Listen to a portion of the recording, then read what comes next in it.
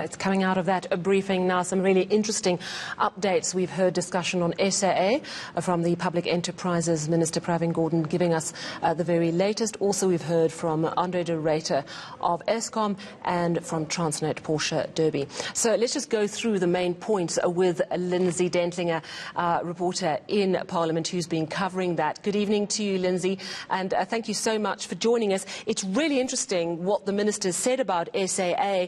Just some of the quotes that stuck out for me. He said there's going to be no fire sale of SAA. He spoke of magnanimous gestures on the part of the unions. And it seems that he's slamming the business rescue practitioners for giving an outline but no clear plan, and also for instituting 189 retrenchment procedures without a clear idea of what that plan is. Good evening, Sally. Well, that also has really stuck out for me, that it would appear that the Minister is really at odds with what the business rescue practitioners are up to. He's hinted at almost that they are being a bit secretive about what they're doing. And because it's quite an unprecedented situation that we are dealing with an SOE being placed under business rescue, there's really this legal conundrum as to what rights the shareholder, and in this case being government, exercising some form of accountability, as we see this evening, needing to account to Parliament. Yet by law the business rescue practitioners are, for all intents and purposes, in charge of SAA. And I think that came out quite clearly this evening in terms of the kind of update that Minister Pravin Gordhan has been giving to Parliament this evening. As you said, it would appear that he's not in agreement with the retrenchment process starting, saying that they've reached him as the Minister and the Department quite an unusual relationship with unions. It seems for once they appear to be on the same page, that a 189 retrenchment process cannot really begin until there's a plan on the table for the airline. How do you decide who to retrench if you haven't determined what routes you're flying, what aircraft you might be using? And as you're saying, the Minister also not in agreement that the airline be grounded on the 8th of May and that assets be sold off. So it looks like there's a fair amount of tension there, which the Minister has told Parliament this evening that within the next 48 hours he will be meeting with those business rescue practitioners to determine exactly what they're up to and what they're thinking. Yeah, and the Minister making the point that 2 unions are in the Labour Court tomorrow, NUMSA one of them, challenging that lack of business rescue plan. Also noting the enormous amount of money thrown into SAA over the years, 9.2 billion rand lent to SAA by banks over the years. It's clear this new plan has to work, and he spoke that about now is the opportunity to invest in airline if you've got an appetite for risk, given that it's in the doldrums globally, and that there has been some interest from potential partners, and they're going through them to see who are the fly-by-nights, pardon the pun, and the ones that really could give SAA its new takeoff. Yes, and exactly those are part of the things that would appear the Minister is trying to get out of these business rescue practitioners. He said some of those offers had been vacuous, so he wanted to determine exactly which of them are doable, whether they can form some type of partnership. But he was quite clear that SAA in its current form couldn't continue, and there would need to be what he called a new airline. But he wasn't saying whether this new airline needs to be born out of an SAA that needs to be liquidated, because he also said that government, as the shareholder, is against the airline being liquidated. Also to note, Sally, he seems very unhappy, as you spoke about the money that SAA has been given over the years, the 9.2 billion rand it owes its lenders, which government has stumped up in the last medium-term budget in October, is what is revealed this evening, 35 million rand that these business rescue practitioners have apparently spent on American consultancies. Pravin Gordhan not happy about that and saying he'll be asking those business rescue practitioners exactly what these consultants have been doing. He wants to make sure that there's been value for money, because he's not quite convinced that the money government has given the business rescue practitioners to sort out a plan for SAA has been properly spent. And also this evening we've heard from Eskom CEO Andre de Ruyter, and it seems like they've been really busy at Eskom, despite the lockdown. He spoke quite clearly of the decreased demand due to the lockdown.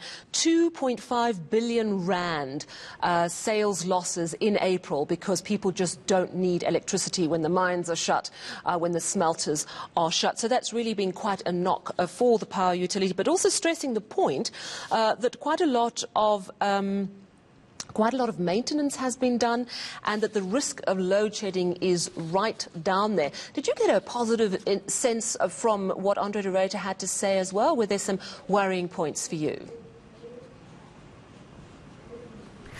Sally, I think Andre de Ruyter was trying to hold back at his enthusiasm about what's been happening at Eskom over the last 5 weeks of the lockdown, saying that the company has been making good use of what is a really unfortunate situation for the country as a whole. And apart from obviously those revenue losses that you mentioned, because people, the economy is not needing to buy that electricity, on the other end of the scale, they've been able to do some maintenance, although he points out that couldn't happen at Koeberg because international technicians are needed to come here, and as we know, they cannot fly here.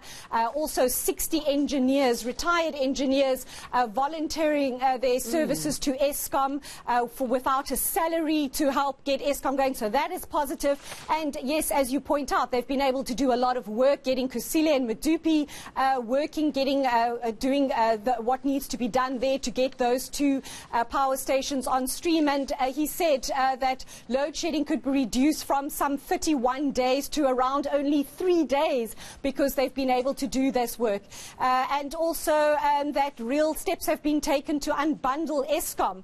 He said divisional boards had been appointed, and really they are preparing the groundwork for the legal separation of those three entities, although they still haven't figured out how to share and divvy up that 450 billion rand debt among those three entities. And then lastly, we heard from Portia Derby of Transnet, and really I think what hit home about her briefing is just how much the impact of the lockdown has had on the economy. She said that the warehouses are full of goods, but unless there's a demand, they can't get them out. That she's worried about a bottleneck, and she was clearly extremely worried about our coal exports, that we export a lot of coal to India. India is currently in lockdown, and unless that changes, she's really, really concerned about that. And also I understand about iron ore. So a sense from her, I felt, and do share what you feel, that things have to start moving. They've also used this time to do some maintenance. They've got plans to clean up the corruption. They are making changes, but things need to get moving now.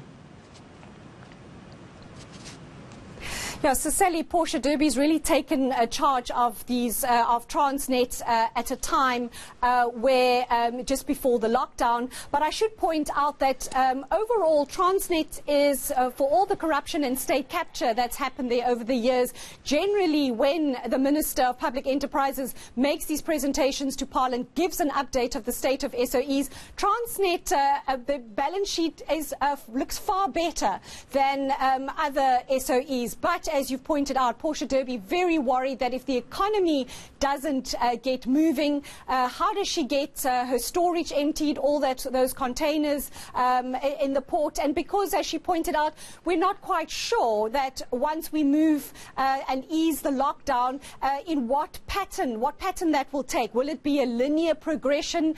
Might we move back up one level, back down another level? It's all really quite unknown, and so she can't really work out what the losses might be I should rather say a reduction in revenue from what would be forecast, and so she really needs the economy to move for Transnet also to be able to move and to do its work. But similarly, like in the case of Eskom, the lockdown has also given her company a bit of downtime to do the maintenance that's required to get their ducks in a row.